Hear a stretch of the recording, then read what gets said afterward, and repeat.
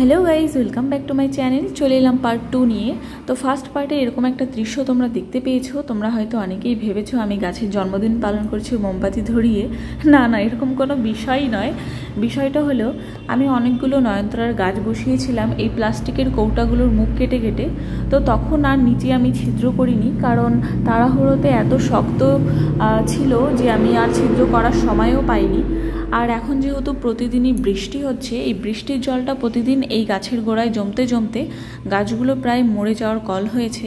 তাই আজকে ভেবেছি যে করেই হোক এই গাছগুলোর নিচে টবগুলো ছিদ্র করতেই হবে। তো আমি একটা কাজ করছি, এটা তোমরা ব্যবহার করতে পারো। যে কোনো শক্ত প্লাস্টিকের কৌটা ইজিলি ছিদ্র হয়ে যাবে।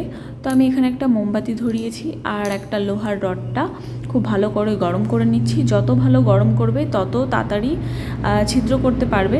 তো এখানে যেহেতু একটু হাওয়া দিচ্ছিল সেই কারণে একটু সময় লাগছে। আর এখানে দেখতে পাচ্ছ অলরেডি আমার একটা ছিদ্র করা আছে। এইভাবে আমি ছিদ্রগুলো করছিলাম। এই সব কটা কৌটাতেই আজকে ছিদ্র করব। তো অনেকগুলোতেই করা হয়ে গেছে এরকম। তো এটা হচ্ছে লাস্ট কৌটা। মোটামুটি 4-5টা করে আমি ছিদ্র করে দিচ্ছি, যাতে গাছের গোড়ায় জল না জমে যায়। জল জমে গেলেও এখান দিয়ে জলগুলো পাস হয়ে যাবে। তো এখানে এরকম করেই আমার প্রত্যেকটা প্লাস্টিকের কৌটাতে ছিদ্র করে নিয়েছি। তোমরাও এরকম ব্যবহার করতে পারো। আজকের ব্লগটি এখানেই শেষ করছি। দেখা হবে পরবর্তী কোনো ব্লগে। কেমন লাগলো অবশ্যই জানিও। টাটা।